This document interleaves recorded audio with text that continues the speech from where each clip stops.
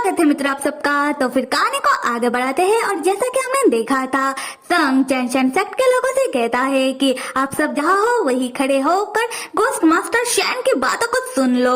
और मनी मन सोचता है कि जब तक स्टोरी का प्लॉट का अंत खुद ब खुद सही हो रहा है तब तक मैं कुछ नहीं करूंगा, यही सही रहेगा। उस समय चैनशन सेक्ट के बाकी स्टूडेंट कहने लगते हैं कि हमें यहाँ से भाग जाना चाहिए। मेजर उन्हें रोकते हुए कहता है कि अपना ताकत जाया मत करो, क्योंकि गोस्ट मास्टर को लेना है बदला सेक्ट मास्टर लियू से जो वो लेकर रहेंगे। वो बस चाहते हैं कि हम सेक्ट मास्टर लियू की गुनाहों के बारे में जान ले। गोस्ट मास्टर कहते हैं कि मेजर तुम तो बहुत समझदार हो। उसके बाद गोस्ट मास्टर अपने पास से एक किताब निकाल कर सबको दिखाते हुए कहते हैं कि मैंने इस किताब में मास्टर लियू के गुनाहों के बारे में लिख कर रखा है जो उन्होंने अपने जीवन में किया है। मुचेन कहता है कि ऐसे सबके सामने सेक्ट मास्टर लियू का गुनाह आने से कहीं चैनशन सेक्ट का बदनामी ना हो जाए। संग मुचेन को समझाते हुए कहता है कि मुचेन तुम्हें अभी कुछ कहने की जरूरत है नहीं, और जो हो रहा है वो होने दो, क्योंकि अगर अभी हमने गोस्ट मास्टर को रोकने की कोशिश की तो कहीं वो गुस्से में चैनशन सेक्ट को तबाह और बर्बाद ना कर दे। और अगर गोस्ट मास्टर ने यहाँ किसी को नुकसान पहुँचाने की कोशिश की तो मैं खुद तुम्हारा साथ दूंगा उन्हें रोकने में। पर तब तक हम यही सबके साथ खड़े होकर गोस्ट मास्टर जो भी कह रहे हैं वो सुन लेते हैं। मुझे तब संग की बातों को समझ जाता है। संग मनी मन सोचने लगता है कि गोस्ट मास्टर शैन इतनी चौड़ी किताब से अपना बदला कैसे लेंगे। खैर देखते हैं।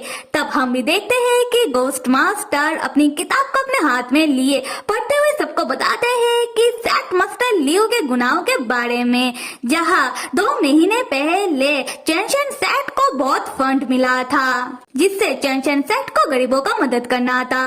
ठंड के मौसम में उन लोगों को गर्म कपड़ा और खाना देकर पर उन सारे फंड को चैनशन सेक्ट मास्टर लियू खुद ही डकार गए और गरीब लोग खाना ना मिलने के कारण और ठंड के मारे वो सब गुजर गए। In short sect master Liu का लालच उन गरीबों का जान ले लिया। तो सेक्ट मास्टर लियू क्या तुम इस बात को मानते हो? सेक्ट मास्टर लियू इस बात को माना तो नहीं चाहते पर उन्हें मानना पड़ता है।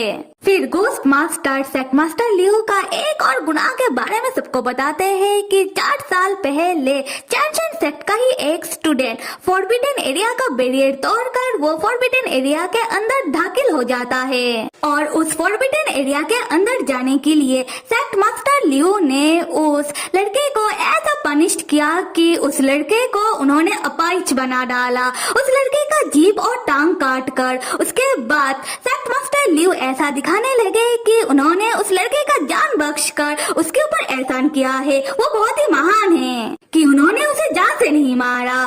फिर गोस्ट मास्टर मेजर से पूछते हैं कि क्या ऐसा हुआ था। मेजर कहता है कि हाँ ऐसा हुआ तो था, पर ये चैनशन सेक्ट का आपसी मामला है और अगर कोई चैनशन सेक्ट के नियमों के विरुद्ध जाएगा तो उसे पनिशमेंट तो मिलेगा।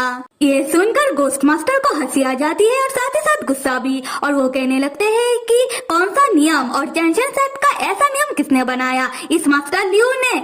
और कौन से मास्टर होंगे इस दुनिया में जो पनिशमेंट के तौर पर अपने ही स्टूडेंट का जीभ और पैर काट देंगे सिर्फ फॉरबिडन एरिया के अंदर जाने के लिए। तब सेक्ट मास्टर लियू चिल्लाते हुए कहने लगते हैं कि चैनशन सेक्ट मेरा है, तो मैं जैसे चाहे वैसे नियम बनाऊंगा और जिसको चाहे वैसे पनिश करूंगा। गोस्ट मास्टर तब ये कहते हुए कि मास्टर लियू मैंने तो तुम्हारा जीभ नहीं काटा है ना, बल्कि मैंने तुम्हें बोलने की ताकत दी है, तो तुम सिर्फ अपने जीभ से अपना गुनाह कबूल करो, ना कि अपने गुनाह को सही ठहराकर मुझसे ऊंची आवाज में बात करो। गोस्ट मास्टर तब गुस्से में आकर सेक्ट मास्टर लियू के कागज के पुतले को छोटे छोटे पीसेस में फाड़ने लगते हैं और गोस्ट मास्टर जितना भी दर्द कागज के पुतले को देंगे उतना ही दर्द सेक्ट मास्टर लियू के आत्मा जो कागज के पुतले के अंदर है उसे होगा। ये सब देखकर मुचेन संग से कहता है कि ये तो जरा सा टॉर्चर है, ये सब कब तक चलेगा। और ये सब देखकर चैनशन सेक्ट के स्टूडेंट गोस्ट मास्टर से डर कर चिल्लाने लगते हैं। तब मुचेन उन्हें शांत करवाते हुए वही बात कहता है जो अभी अभी संग ने मुचेन से कहा कि अभी जो हो रहा है सो होने दो। अगर हमने अभी कुछ करने की कोशिश की तो घोस्ट मास्टर गुस्से में आकर चैनचैन सेट को ही कोई नुकसान न पहुंचा दे।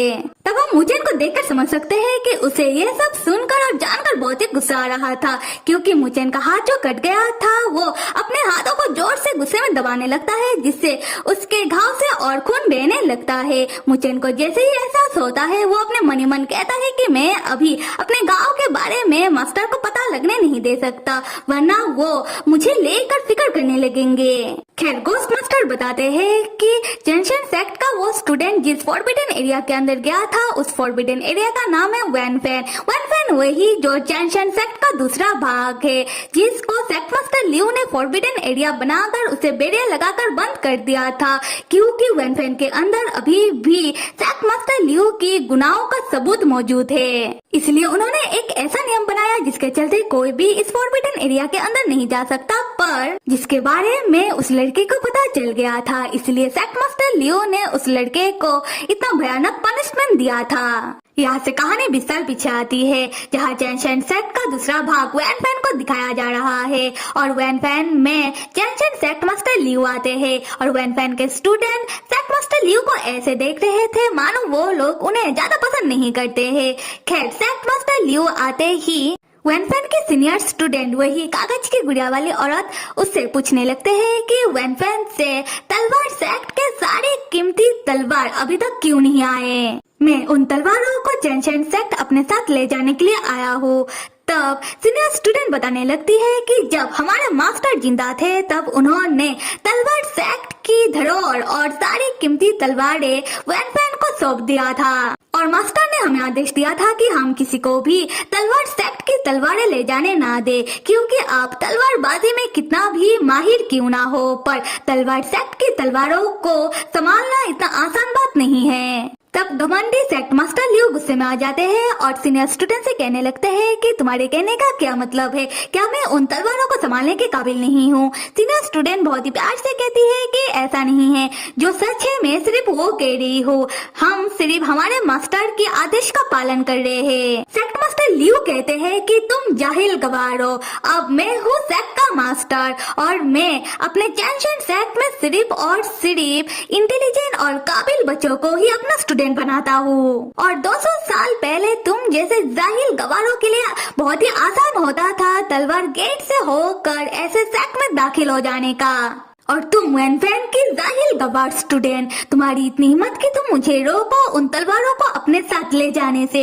तब वैनफैन के एक और स्टूडेंट जो एक छोटी सी बच्ची है, उसे बहुत ही गुस्सा आता है सेक्ट मास्टर लियू के ऊपर, और वो आकर उनसे कहने लगती है सेक्ट मास्टर लियू अब होंगे अभी के सेक्ट मास्टर, पर हमारे लिए हमारे मास्टर चैनचैन सेक्ट के पहले सेक्ट मास्टर थे, और हम किसी भी हाल पर उनके आदेश को जरूर मानेंगे, और उन्होंने जो हमारे लिए छोड़ कर गए हैं हम उसे प्रोटेक्ट करके रहेंगे। तब सेक्ट मास्टर लियू का ईगो हो जाता है हर्ट, और उन्हें आ जाता है और गुस्सा, और वो सीनियर स्टूडेंट से कहने लगते हैं कि क्या तुम अपनी जूनियर को ऐसी शिक्षा दे रही हो। उसके बाद वो अपना तलवार निकालने लगते हैं। तब आवाज सुनकर घोस्ट मास्टर मतलब पिंग पिंग अपने कमरे से बाहर आते हैं, और सेक्ट मास्टर लियू को शांत करवाते हुए कहते हैं कि मास्टर लियू आप शांत हो जाओ, आप इस छोटी बच्ची की नादानियों को माफ कर दो। इसके बदले में 1-2 दिन के अंदर वैनफैन की 300 तिलस्मान पेपर में तिलस्मान के मंत्र लिख कर चैनचैन सेक्ट बेच दूंगा।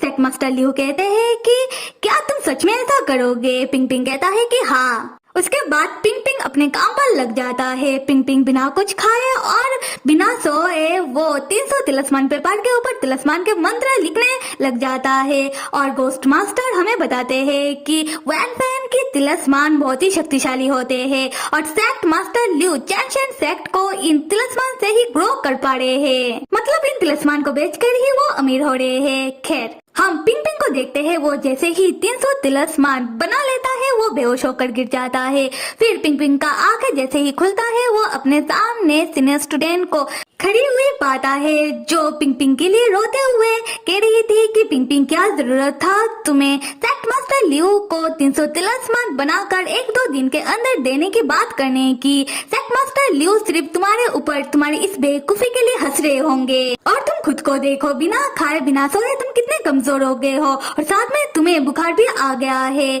और ऐसा करके तुम तलवार फॉर्मेशन का प्रैक्टिस तब करोगे। पिंग पिंग तब सीनियर स्टूडेंट के हाथ को अपने गाल में लगाते हुए कहता है कि सीनियर स्टूडेंट आपके हाथ कितना गर्म है, मुझे बहुत ही अच्छा लग रहा है। उसी वक्त वैन फैन की वही छोटी सी स्टूडेंट वो बच्ची आती है और उन दोनों को ऐसा करते हुए देखकर कहने लगती है कि मैंने आप दोनों को रोमांस करता हुआ बिल्कुल नहीं देखा। पिंग पिंग कहता है कि तुम हमेशा गलत वक्त पर क्यों आती हो। सीनियर स्टूडेंट शर्मा जाती है और पिंग पिंग बुखार के कारण बेहोश हो जाता है और यहाँ में समझ आता है कि सीनियर स्टूडेंट और पिंग पिंग वो दोनों कपल थे। खैर उसके बाद हम देखते हैं कि आधी रात में पिंग पिंग को होश आता है और उसे कुछ आवाजें सुनाई देने लगता है। पिंग पिंग देखता है कि उसका सीनियर स्टूडेंट की तलवार उसके पास ही रखा हुआ है। पिंग पिंग उस तलवार को अपने हाथों में उठा लेता है और धीरे से अपने कमरे का दरवाजा खोलकर बाहर झांकता है, जहाँ पिंग पिंग देखता है कि सेट मास्टर लियू ने वैन फैन के सारे स्टूडेंट को मार डाला और आखिर में वो बेरहमी से सीनियर स्टूडेंट को मार रहे थे। तब सीनियर स्टूडेंट अपनी आखिरी वक्त में पिंग पिंग को देख लेती है और पिंग पिंग को इशारों से मना करती है कि वो इधर ना आए और वो वैन फैन से किसी तरीके से भाग जाए। फिर पिंग पिंग ना चाहते हुए भी अपनी सीनियर स्टूडेंट की तलवार को लेकर सेट मास्टर लियू से बचकर वैन फैन से भाग जाते हैं। उसके बाद पिंग पिंग बन जाते हैं गोस्ट मास्टर। अब आते हैं प्रेजेंट में, जहाँ चैनशन सेट मास्टर लियू का होता है पर्दाफाश और उनका राज आता है सबके सामने कि कैसे उन्होंने अपने ईगो के चलते और कुछ कीमती और शक्तिशाली तलवारों के लिए उन्होंने अपनी ही सेट का दूसरा भाग वैन फैन को खत्म कर डाला, जिसमें सिर्फ गोस्ट मास्टर ही बच पाए थे। उसके बाद मुझे सबको बताता है कि गोस्ट मास्टर जो भी कह रहे हैं सही कह रहे हैं, क्योंकि वैन फैन के सीनियर स्टूडेंट और कोई नहीं वही कागज की गुड़िया वाली औरत है जो हमेशा गोस्ट मास्टर के साथ दिखाई देती है। और मैं और डॉक्टर संग कुछ देर पहले गोस्ट मास्टर के घर से होकर आए हैं, जहां हमने वैन फैन के सारे गुजर गए स्टूडेंट की नेम प्लेटों को वहां रखा हुआ देखा है। गोस्ट मास्टर कहते हैं इसका मतलब सच में मुझे तो मेरे घर गए थे। तब मेजर गुस्से में कहने लगता है कि सेट मास्टर लियू आपने ऐसा क्यों किया। सेट मास्टर लियू का कागज का पुतला तब मेजर को मैनिपुलेट करते हुए कहता है कि मेजर तुम चैंशन सेक्ट के सबसे काबिल स्टूडेंट हो, तो तुम इस गोस्ट मास्टर को मार दो। उसके बाद वो सारे शक्तिशाली तलवार तुम्हारे हो जाएंगे और तुम बन जाओगे सबसे शक्तिशाली और हमारा चैंशन सेक्ट भी बन जाएगा सबसे शक्तिशाली सेक्ट। इन सारी बातों से गोस्ट मास्टर को बहुत ही गुस्सा आने लगता है। वो अपना तलवार उठा लेते हैं और सेट मास्टर लियू से कहने लगते हैं कि तुम्हें अपने किए पर जरा सा भी पछतावा नहीं है। उसके बाद गोस्ट मास्टर अपने तलवार से सेट मास्टर लियू को खत्म कर देते हैं। तब गोस्ट मास्टर की तलवार सेट मास्टर लियू की बुरी शक्तियों को अपने अंदर खींच लेता है और तलवार से काला धुआं निकलने लगता है जो गोस्ट मास्टर के अंदर चला जाता है और गोस्ट मास्टर की बदले की इच्छा और ज्यादा बढ़ जाता है। और गोस्ट मास्टर चैंशन सेक्ट के बाकी लोगों से कहने लगते हैं कि अब अगला कौन मरना चाहता है। ये देखकर मुझे संग से कहने लगता है कि अब गोस्ट मास्टर का तलवार उन्हें कंट्रोल कर रहा है। उसके बाद मुझे चैंशन सेक्ट के बाकी स्टूडेंट से कहता है कि अब कोई भी खड़ा मत रहो, भागो यहाँ से। सन मुचेन से कहता है कि मुचेन अब तुम भी खड़े मत रहो, जाकर गोस्ट मास्टर को रोको और अगर तुम पर कोई मुसीबत आएगा तो मैं तुम्हारा प्रोटेक्ट करूंगा। ये सुनकर मुचेन को बहुत अच्छा लगता है। तब हम देखते हैं कि सारे स्टूडेंट तो भागने लगते हैं, पर मेजर जो भी हुआ वो सब जानने के बाद वो शौक के मारे एक ही प्लेस में खड़ा रह जाता है।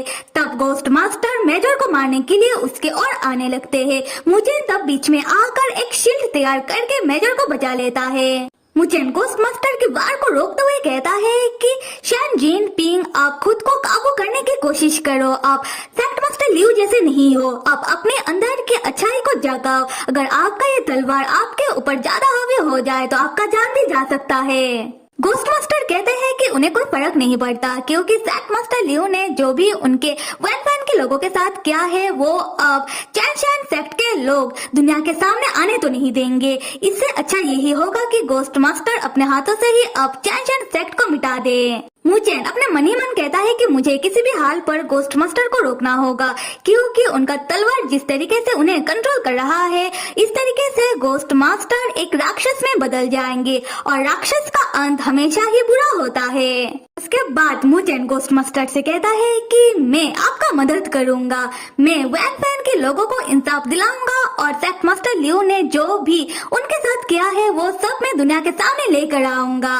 गोस्ट मास्टर कहते हैं कि मुचेन ये सब तुम मुझे शांत करने के लिए कह रहे हो ना। मुचेन मुस्कुराते हुए कहता है कि नहीं गोस्ट मास्टर शैन, मैंने पहले भी आपका मदद किया था उस छोटी कागज की गुड़िया को ठीक करके, मैं आगे भी आपका मदद करूंगा। और ये सब कहते वक्त मुचेन के आसपास से एक अच्छा ऑरा मतलब अच्छाई का शक्ति निकलने लगता है। तब संग और सिस्टम दोनों ही एक साथ कहते हैं कि वाह क्या नजारा है। हम गोस्ट मास्टर को देखते हैं जो धीरे धीरे शांत हो रहे थे और अपने मन ही मन कह रहे थे कि क्या मुझे इनके ऊपर विश्वास करना चाहिए। हम संग को देखते हैं जो जाकर मेजर को संभालने लगता है क्योंकि मेजर अभी भी शॉक में है। संग मेजर से पूछता है कि मेजर तुम इतने सालों से चेंशन सेक्ट के मेजर हो, क्या तुम्हें सच में नहीं पता था कि वैन वैन के लोगों के साथ क्या हुआ था। मेजर अपने पास से एक चाबी निकालते हुए कहता है कि उसे सच में नहीं पता था और ये चाबी उसके सेक्ट मास्टर लियो ने उसे बहुत साल पहले देते हुए कहा था कि ये चाबी वैन फैन का है। मेजर को लगता है कि इस चाबी से वैन फैन का बेरियल को खोल सकते हैं। उसके बाद मेजर अपनी सेक्ट मास्टर लियो की कागज के पुतले के चित्रे हुए टुकड़े को देखते हुए दुख में कहने लगता है उसके चैंचन सेक्ट मास्टर लियो कितने बुरे थे और वो चैंचन सेक्ट का मेजर है, इसका मतलब वो भी बहुत बुरा है। ये बात गोस्ट मास्टर सुन लेते हैं और उनका तलवार उनके ऊपर और ज्यादा हावी होने लगता है। गोस्ट मास्टर कहते हैं कि हाँ तुमने सही कहा, तुम्हारा सेक्ट मास्टर लियो बहुत ही बुरे थे और तुम भी बहुत ही बुरे हो, अब तुम मरने के लिए तैयार हो जाओ। उसके बाद गोस्ट मास्टर मेजर को मारने के लिए आगे बढ़ने लगते हैं। ये देखकर संग चौंक कर मेजर को टाइटली पकड़ लेता है और मुचेन भी चौंक जाता है। तो फिर मेरे प्यारे मित्रों, अगर आपको कहानी पसंद आ रहा है तो कहानी का अगला भाग किस किस को चाहिए कमेंट करके जरूर बताना। Till then stay with me and see you.